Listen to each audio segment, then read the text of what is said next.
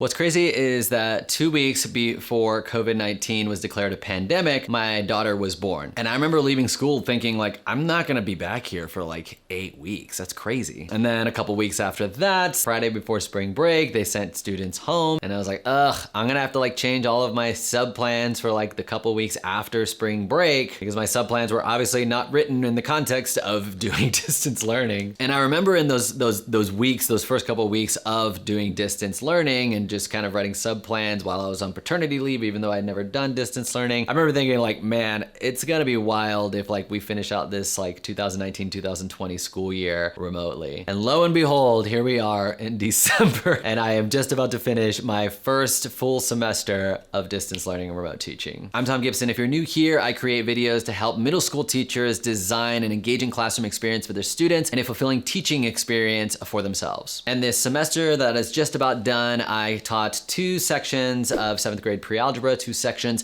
of 8th grade physical science, 1 section of advanced robotics, and an advisory. And here's how it went. Let's look at the highs and the lows of the semester, starting with the highs. The 8th grade physical science class was actually mostly students that I taught last year in 7th grade pre-algebra. And so it's actually kind of nice to go into this virtual classroom already having a relationship with most of these students. And many of them are students that just, they like school. And so they were a little bit more bought into some of the things that we're doing. This is the first year that I'm teaching 8th grade physical science, and so it's actually been helpful to teach remotely because I think if I was in person, I'd be scrambling a bit more to kind of come up with the lessons as we go, because in person, we're just in class for over 3 hours a week. The lessons that I would be creating wouldn't be lasting as long as they are now. And so given that I kind of have a lesson or a project that I give the students and it ends up taking them 2 weeks versus 2 days, it allows me to kind of stay ahead a little bit easier since it does take a lot longer to go through the lessons. I was really fortunate that at the beginning of the semester, I found 2 Facebook groups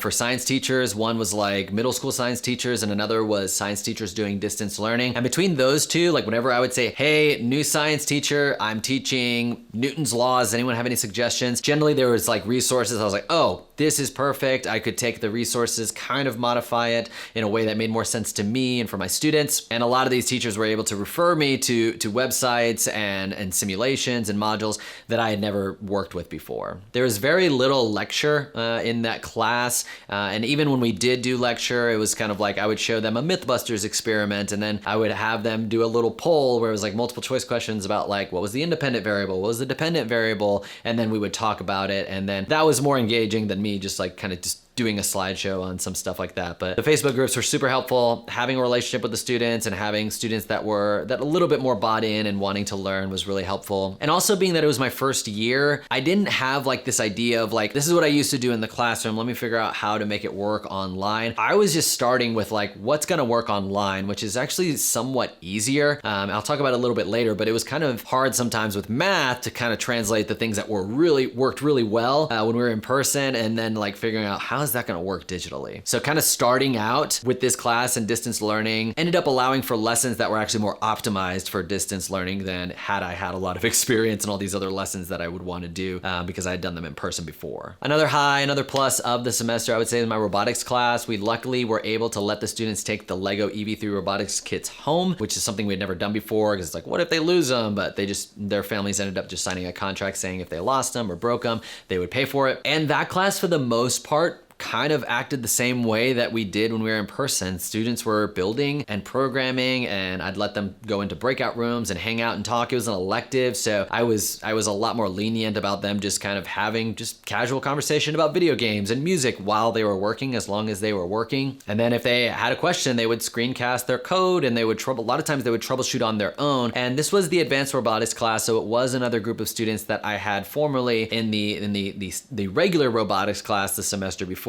Even though I only had them for maybe 2 months before I left for paternity leave and then we switched to distance learning. There were no new students in that class either, so that was super helpful. My advisory, we used to meet 4 times a week, and then when we switched to distance learning, we only met twice a week. And something that I did differently this year was they used to write a weekly email to me and their parents that was a weekly update on how things were going. This year, I had them to create their update in video form using Loom. And so I talked about like, okay, don't just record yourself, yourself, whatever you're talking about, whether it be like an answer to a silly question or talking about your grades or something, pull all that stuff up on the screen and then talk about it in the background, and kind of talked about like, how do you make an engaging video? We did it every other week instead of every week. They would send that video to me and their parents, and then I would reply all with my own video response. And a lot of times I would respond to what they said in the actual update, but then it would also just be a time where maybe I could just make a connection with that student and say like, hey, I really appreciated how you brought this up last time in advisory, or how you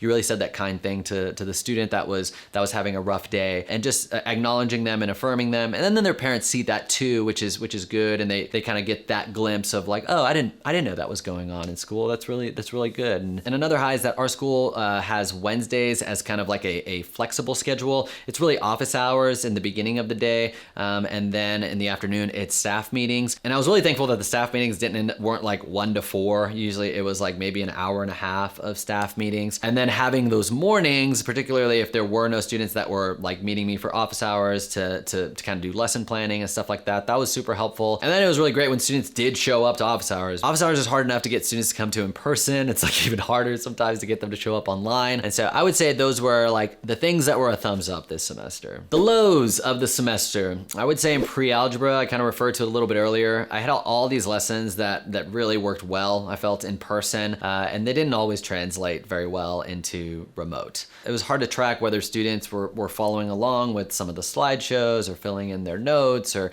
even understanding what was going on. And one of my pre-algebra classes is the biggest class I've taught at this school. It's a private school, and so classes are generally like 12 to 18 students.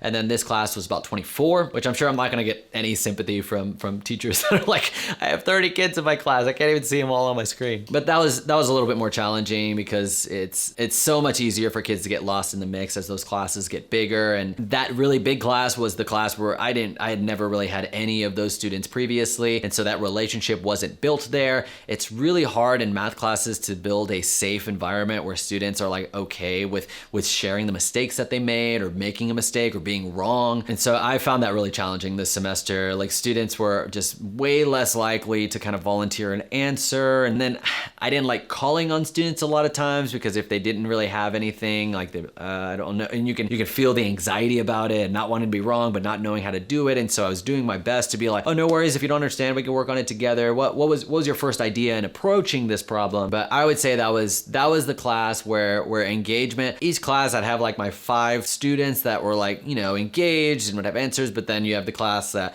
kids never really have their cameras on, or when you call on them, it's just like a really short answer, or they're just not turning work in, or you're just really struggling to connect with them and create this engaging environment for them. And so I would say pre-algebra, my really big pre-algebra class, was probably the most challenging in creating and making it like a fun and meaningful class. Also, even though my other class was smaller, it was after lunch. After lunch in school is hard. After lunch on the computer is just like, kids were done. And it's hard not to get frustrated, because I would just have to repeat my question like 4 or 5 times. So what did you do for this one? What problem are we on?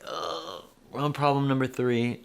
Which document? You hit the little green check to say that you had the document open. That was hard. And even with advisory moving from 4 times a week to 2 times a week, those weeks that we weren't doing the weekly video, we would kind of just go around and everyone would kind of share what's going on. In person, we kind of would create a culture where everyone's actively listening, and we'd sit in a circle, and it was great. And people would have follow-up questions, and you could tell they were really engaged in what people were sharing, mainly because they didn't really have the opportunity to be distracted, because I wouldn't let them have any devices out or anything. They'd put everything away, and we would just be present. So they had no option but to listen. And so like trying to do that online, at 9 o'clock in the morning on a Monday, you could just tell that a lot of the students kind of just really weren't listening to what other people were sharing, as they were kind of sharing their, like things that were going well with their week or not so well. And so I tried to find all these different ways and fun games to play to kind of get students to open up a little bit more. And for the most part, they bought into those things. And these were students that I had last year. Most of them were students that were in my advisory last year. And so it's just harder to do that online. I'm glad it was happening in the morning, because there was like no chance of anything like that happening in the afternoon. But all they really want to do is play Among Us. And so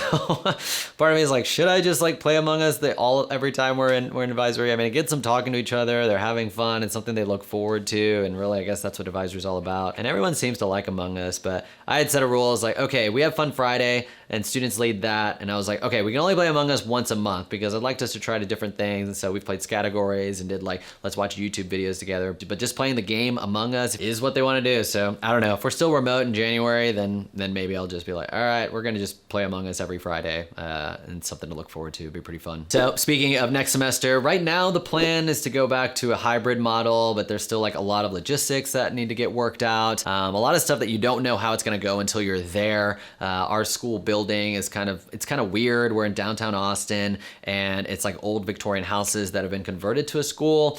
So it's not like a traditional, hallways and everything like that. So they do have a plan, but it's like, you just don't know how it's going to work and how many people when you have like a lot of people there. But we'll see if we end up going back because the numbers in Texas are rising. Austin, I think, is doing okay, but we're still in stage 4 of stage 5. We had gotten down to stage 3. We're up to stage 4, which here it's like 50% capacity for like, restaurants and I think for schools, but I think it's recommended. It's not like mandated. It has to be that capacity. But also just a general reflection on doing distance learning. It really has kind of forced me to kind of think through how to engage my students. And I think a lot of teachers are like, oh, I don't want to have to put on a dog and pony show and just be entertaining for the kids. And it's like, that's what you kind of have to do. I mean, the kids have to show up. You might as well try to make it something worth going to. Yes, students should intrinsically be motivated to learn math and do well in school, but we're in the middle of a pandemic and there's a lot going on, and being on the computer all day kind of sucks for most students. Some kids love it and some kids are thriving. Most kids aren't. Beyond making it engaging for the sake of them learning the content, wanting to just make it engaging so it's a place that they look forward to going to. Like having fun sound effects,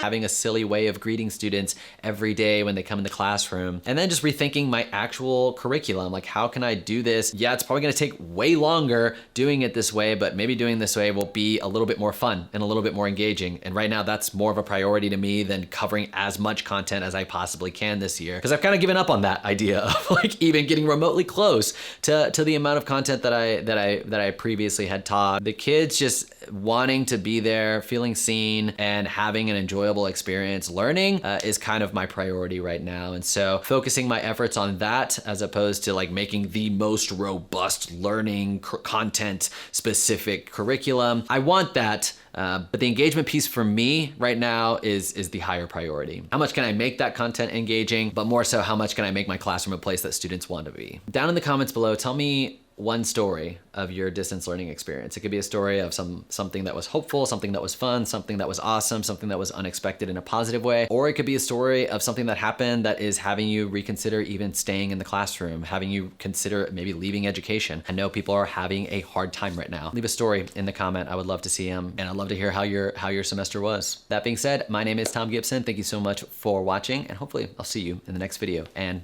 down in the comments below.